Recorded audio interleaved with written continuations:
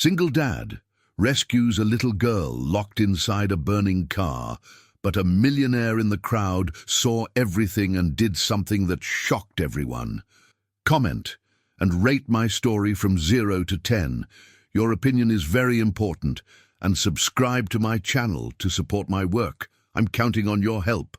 The sweltering afternoon heat intensified as the first flames began to lick at the parked car on the busy avenue of the sprawling metropolis. The 30-year-old single dad, still covered in grease from the auto shop where he'd been working since dawn, was hurrying down the sidewalk when the sound of shattering glass grabbed his attention. His eyes widened as he saw flames engulfing the vehicle, and amidst the desperate cries of the gathering crowd, he heard something that made his blood run cold, the faint, frightened cry of a child. Without hesitation, he ignored the shouts of warning and ran towards the burning car. The heat was unbearable, but when he looked through the back window, he saw the small, fragile silhouette of a 4-year-old girl, who looked even smaller due to her extreme vulnerability. She was unconscious, slumped over in the back seat, completely helpless against the approaching flames. With a strength he didn't know he possessed, he smashed the window with his bare hands, completely ignoring the deep cuts that opened up on his arms. Blood streamed between his fingers as he forced his way through the jagged shards, but all that mattered was getting that child out of there. When he finally reached her, the girl was barely breathing, her lips already turning blue from the toxic smoke. He carried her in his arms, as if she were made of crystal, running away from the vehicle seconds before a larger explosion turned the entire car into a fireball. The crowd cheered, but he didn't even hear them. All his attention was focused on the girl's weak breathing in his arms, on making sure she was still alive. Across the street, inside a tinted-windowed luxury SUV, an elegant 30-year-old millionaire watched every second of the dramatic scene. Her hands gripped the steering wheel tightly, her knuckles white with tension, as silent tears streamed down her perfectly made-up face. Something about the heroic rescue touched her in a way she couldn't explain, awakening feelings she had buried years ago. When the firefighters and paramedics arrived, the situation became controlled chaos. The girl was immediately placed on a stretcher and rushed to an ambulance, while the single dad tried to refuse medical attention for his own injuries, insisting that the professionals focus only on the child. His arms and hands were covered in deep cuts, some needing stitches, but he seemed oblivious to his own pain. It was at that moment that the millionaire got out of her SUV and approached discreetly. Dressed in expensive but understated clothes, she watched the brave man being finally convinced by the paramedics to receive treatment. There was something in his determination, in the way he had risked everything for a stranger, that deeply impressed her.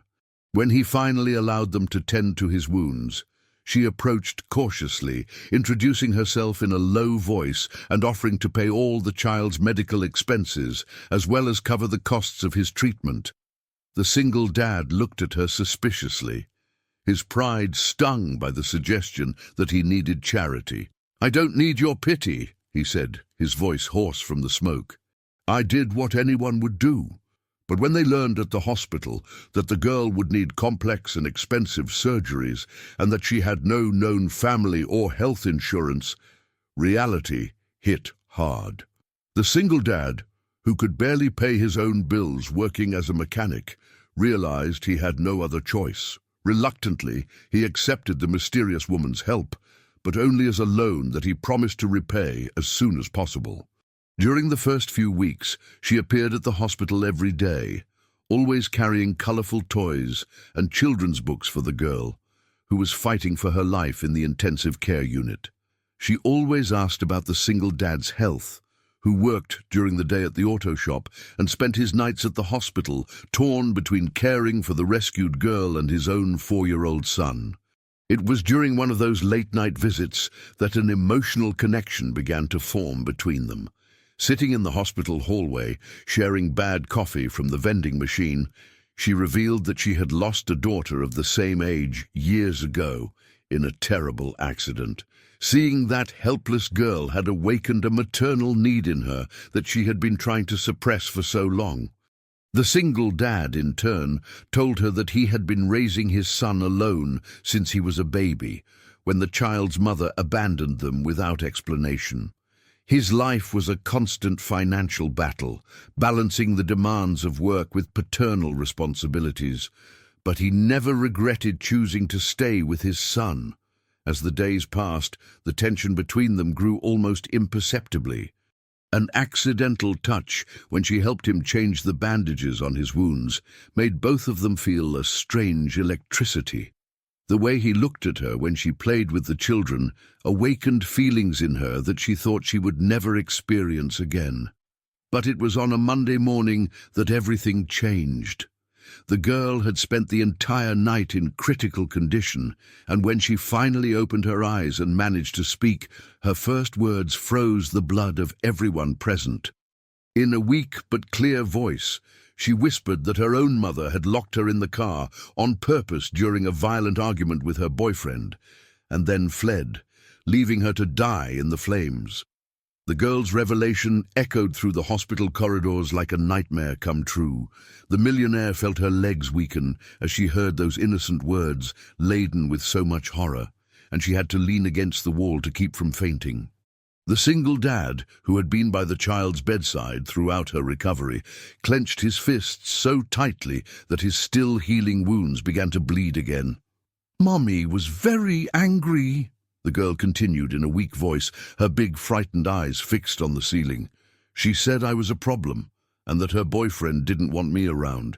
When they started arguing, she put me in the car and locked the doors. I tried to get out, but I couldn't open them. Then I saw the flames and screamed a lot, but no one came to help me." The millionaire's tears flowed freely now, and she made no attempt to hide them.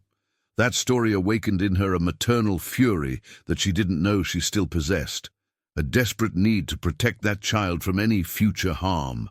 The single dad approached the bed and gently held the girl's little hand, his voice trembling with restrained emotion. "You're safe now," he murmured. "No one will ever hurt you again." "I promise." During the days that followed, the millionaire mobilized all the resources at her disposal to locate the irresponsible mother. She hired private investigators, pressured the authorities, and offered rewards for information. Her fortune, accumulated through years of investing in the stock market, finally had a purpose that made sense to her. Meanwhile, the single dad noticed how his life was changing in ways he never imagined. His 4-year-old son had quickly adopted the girl as a little sister, bringing drawings and toys for her at the hospital. The children played together in the moments when she felt better, creating a natural and pure connection that warmed the hearts of everyone around them. But it was during one of those visiting afternoons that the first major twist occurred. One of the investigators hired by the millionaire arrived at the hospital with documents that completely changed the perspective of the case. The girl's mother was not just negligent. She had forged birth certificates and sold her own daughter to an illegal adoption scheme, pocketing a considerable amount of money. "According to our investigations," explained the private investigator, "she received a significant amount of money from an organization that facilitates illegal adoptions for wealthy families without doing the proper background checks. When she realized that the authorities were investigating the scheme, she fled with the money. But before that, she tried to get rid of the child permanently." The millionaire turned pale as she understood the extent of the evil involved. It wasn't just negligence or a moment of anger. It had been a calculated and cold plan to get rid of a daughter seen as a financial and emotional burden. That same day, she sought out a lawyer specializing in family law and began the process to obtain temporary custody of the girl. The single dad fully supported the decision, realizing that she offered the child something that he, despite all his good intentions, could not provide: financial stability and complete legal protection. But there was also something deeper happening between them, a connection that grew with each conversation, each shared glance. During the months that followed, they began to live together as an unconventional family. The millionaire, who had always lived isolated in her luxurious mansion, began to frequent his simple house in the suburbs. For the first time in years, she engaged in normal everyday activities, helped prepare dinner, played with the children in the small yard, watched children's movies on the old television. To her surprise, she discovered a genuine happiness in that simplicity that all her money had never provided.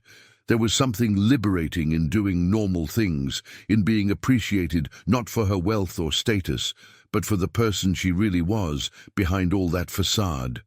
The single dad was also going through a transformation. He had grown up with prejudices about rich people, imagining that they were all frivolous and selfish. But she was proving that not everyone with a fortune was like that. There was a vulnerability in her, a deep pain that she tried to hide, that made him want to protect her in the same way that she was protecting the children. The sexual tension between them intensified during a particularly difficult rainy night. The girl had a high fever, and the millionaire had decided to stay to help with her care. They spent the entire night alternating between checking the child's temperature, applying cold compresses, and administering the prescribed medications. In the early hours of the morning, when the fever finally subsided and the girl fell asleep peacefully, they found themselves alone in the small kitchen. The rain beat hard against the window, creating an intimate and cozy atmosphere. He made coffee while she organized the medicines on the table, her movements tired but efficient. It was when their hands accidentally touched as they reached for the same cup that the electricity between them became undeniable. They looked at each other deeply, their bodies drawing closer naturally, their lips almost meeting in a kiss that promised to change everything between them. But the girl's sudden crying in the next room broke the spell of the moment. They quickly moved away, the embarrassment palpable in the air, both realizing that they had almost crossed a line that would completely change the nature of their relationship. During the following weeks, a delicate dance was established between them. They maintained a respectful distance, but the longing glances and unspoken tensions created an electric atmosphere whenever they were in the same room. Both knew they were falling in love, but they also understood that their responsibilities to the children came first. It was then that the second most significant twist came to light through an unexpected phone call. The millionaire's lawyer had received disturbing information about her family's past, information that could completely destroy the relationship that was blossoming between them. The call came on a Tuesday morning, when the millionaire was helping the children with breakfast in the cozy kitchen of the suburban house. Her expression changed drastically as she listened to the lawyer's words on the other end of the line, the blood completely draining from her face. The single dad, who was preparing the lunchboxes to take the children to daycare, immediately realized that something was very wrong. "I need to go," she whispered after hanging up the phone, avoiding his questioning gaze. "An urgent situation has come up in my business." But the truth was much more complicated and painful than she could admit at that moment. The lawyer had discovered through old documents that her family's fortune was not as clean as she had always believed. Her father, who had passed away 5 years ago, had built his empire through questionable practices that included bribing public officials, large-scale tax evasion, and above all, the intentional destruction of small businesses to eliminate competition. During the days that followed, she delved into a thorough investigation of the inherited businesses, discovering a network of corruption that spanned decades. Company after company had been shut down due to the unfair practices promoted by her father's financial group, leaving hundreds of families in misery while exponentially increasing the family's wealth. What devastated her the most was discovering that one of those destroyed companies was exactly the factory where the single dad worked before becoming a mechanic. He had lost his job when the factory was forced to close its doors due to the unfair competition promoted by her father's businesses. The desperate financial situation he faced, raising his son alone on a mechanic's salary, was a direct consequence of her family's actions. That discovery left her completely lost. How could she look into the eyes of the man she was learning to love, knowing that her family was responsible for so much suffering in his life? How could she continue enjoying a wealth built on the ruin of hard-working and honest people like him? Meanwhile, the single dad began to notice strange changes in her behavior. The visits became less frequent, and when she did show up, she seemed distant and preoccupied. He tried several times to talk about what was going on, but she always brushed it off, claiming routine work problems. The custody process for the girl was progressing well, but even that victory didn't seem to bring her the joy he expected. She continued to provide everything the child needed: medical appointments, toys, clothes, special education to help her overcome the trauma. But there was a deep sadness in her eyes that he couldn't decipher. It was during a particularly difficult night that he decided to confront her directly. The girl had had nightmares about the fire, waking up screaming and calling for her biological mother, despite everything that had happened.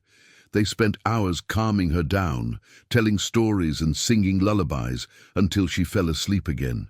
"What's going on with you?" he asked when they finally sat down on the living room couch. "You're different, distant. If something's wrong, tell me. After everything we've been through together, you can trust me." She looked at him with tears in her eyes, fighting the urge to tell him everything. Part of her wanted to open up completely, to share the weight of that terrible discovery, but another part knew that the truth could completely destroy their relationship, and worse yet, could harm the children who had already suffered enough.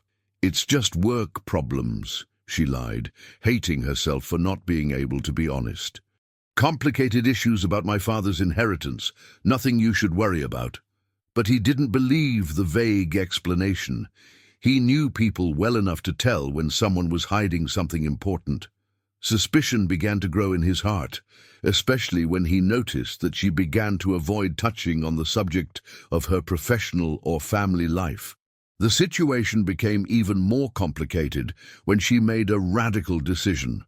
She secretly began selling the problematic companies she had inherited and using the money to repair the damage caused by her father's businesses. Without him knowing, she began to locate former employees of the factory where he used to work and offered them generous financial compensation for the years of unemployment and hardship they had faced. When these compensations reached some of his acquaintances in the neighborhood, the suspicion turned into something much worse. He began to connect the dots. A rich woman offering money specifically to people who worked at the same factory as him, at the same time, for the same reasons. The coincidence was too great to be ignored. It was then that he decided to do his own investigation. Using old contacts from the factory and some internet research, he discovered the connection between her father's business group and the closure of the company where he worked. The truth hit him like a punch to the gut. The woman he was learning to love was the heir to a fortune built on the destruction of his previous professional life. The feeling of betrayal was overwhelming. Not only had she hidden this crucial information, but she had also accepted his gratitude and admiration, knowing all along that her family was responsible for much of his financial suffering. Every act of charity from her now seemed like a way to alleviate her own guilt, not a genuine act of love. The confrontation took place on a Sunday afternoon when she arrived to visit the children as usual. He was waiting for her on the porch, with printed documents from the internet spread out on the cheap plastic table. When she saw the papers and the expression on his face, she knew immediately that her secret had been discovered. "How many more lies are you hiding?" he asked, his voice trembling with restrained anger. "Your family destroyed my life, took my job, forced me to fight like a desperate man to support my son, and you knew it all along. All this time you were playing me, having fun with the poor sap who saved a child." She tried to explain, tried to tell him about her recent discoveries and about all the efforts she was making to repair the damage, but he didn't want to listen. The pain and humiliation were too great. He felt like an idiot for having believed that someone like her could genuinely be interested in someone like him. "Get out of my house," he said finally, the words coming out like sharp blades. "And take your charity crumbs with you. We're not social projects to ease your guilty conscience." She left that afternoon without even saying goodbye to the children, who were confused and sad about the sudden disappearance of the woman they had learned to love as a second mother. The single dad explained vaguely that she had traveled for work, but the children realized that something was very wrong. The 6 months that followed were the most difficult in both their lives. The millionaire completely isolated herself in her mansion, dedicating every minute of her days to undoing her father's dark legacy. She systematically sold all the companies involved in questionable practices, even when it meant accepting values well below market value. Each sale represented not only a financial loss, but also a step towards the redemption she so desperately sought. She maintained a bank account with enough resources for all the girls' care, but the single dad flatly refused to touch that money. His wounded pride prevented him from accepting anything that came from her, even if it meant working double shifts at the auto shop to be able to pay for the medical appointments and therapies that the child still needed. The nights were the worst for him. After putting the 2 children to bed, he stayed alone in the small living room, involuntarily remembering the happy moments they had shared. The girl constantly asked when the pretty lady would return, and his son also missed the woman who had brought so much affection and stability to their lives. Meanwhile, she spent her nights immersed in legal documents and financial spreadsheets, calculating exactly how much money would be needed to adequately compensate each family harmed by her father's businesses. She had discovered that the family's business group had destroyed not only the factory where he worked, but dozens of other small businesses over decades. The girl's custody process was finally approved in her favor, but the legal victory felt empty and meaningless. What good was it to officially have the right to take care of the child if she couldn't be present in her life? What was the use of all her money if she couldn't share her happiness with the people who really mattered?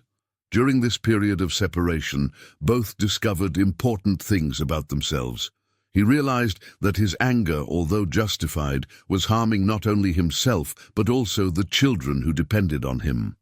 The girl had regressed emotionally without her presence, having more frequent nightmares and refusing to eat properly. She, in turn, understood that it was not enough to only repair the financial damage caused by her family. She needed to make more drastic decisions about her lifestyle and her priorities. She sold the luxurious mansion where she lived and most of her superfluous possessions, keeping only enough to live comfortably without ostentation. The reunion happened completely unexpectedly. It was the girl's first birthday since the rescue, and the single dad had organized a simple party in the backyard of the house. Some neighbors came with their children. He prepared a homemade cake with the help of his son, and everything seemed perfect except for the glaring absence of the person the girl most wanted to see. It was then that she appeared at the gate, carrying only a simple gift wrapped in colored paper. There were no imported cars or designer clothes. She wore simple jeans and a plain blouse, her hair tied in a casual ponytail. For the first time, she looked like a normal person, not an unattainable millionaire. "Can I come in?" she asked hesitantly, her voice full of nervousness and hope. The girl was the first to see her, shouting with joy and running into her arms as if they had never separated. Their hug was so emotional that even the neighbors present felt tears in their eyes. His son also ran to greet her, talking excitedly about everything that had happened during her absence. The single dad stood still, watching the scene with conflicting feelings. Part of him wanted to kick her out again, but another part clearly perceived how her presence instantly transformed the children's mood. They were truly happy for the first time in months. During the party, she behaved completely differently. She helped serve the guests, played with all the children present, chatted naturally with the neighbors without any pretense or superiority. It was as if she had finally found her place in the world, away from the privileges that isolated her from reality. When the guests left and the children fell asleep, they finally had the conversation they both knew was inevitable.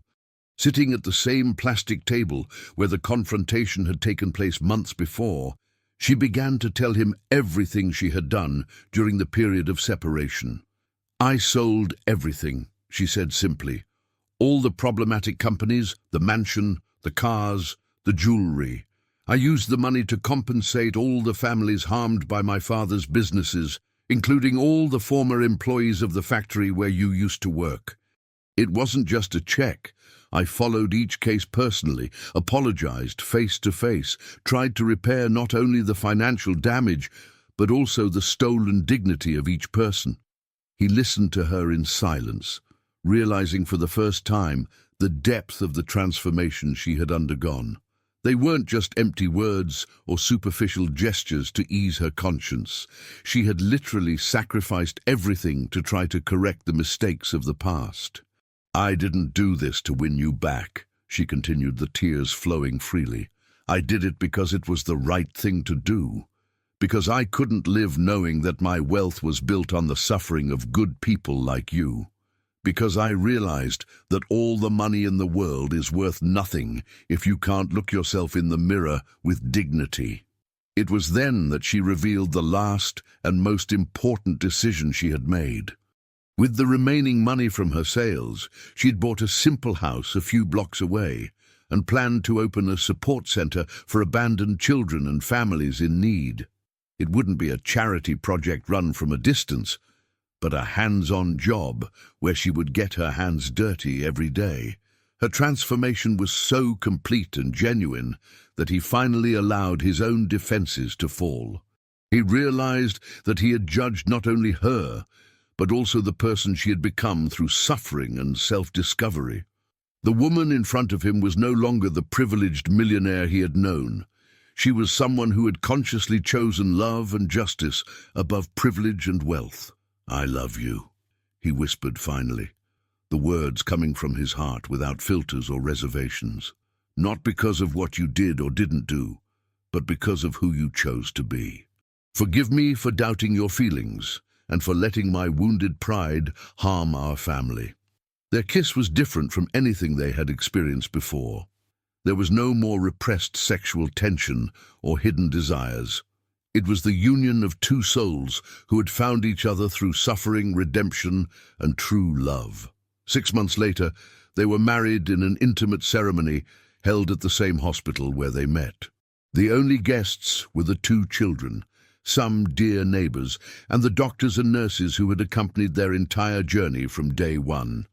The girl served as the flower girl, scattering petals down the aisle, while his son carried the simple rings that symbolized their commitment.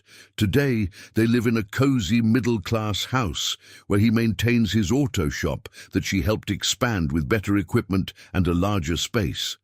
She works daily at the support center she created, offering not only financial resources, but also love and personal attention to children who, like the girl who united them, need a second chance in life.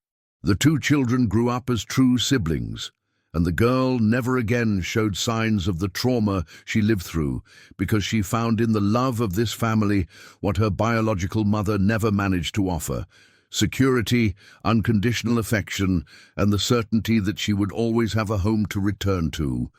They proved that the bonds of the heart are infinitely stronger than any social or financial difference when there is true love, mutual forgiveness, and the courage to choose what really matters in life.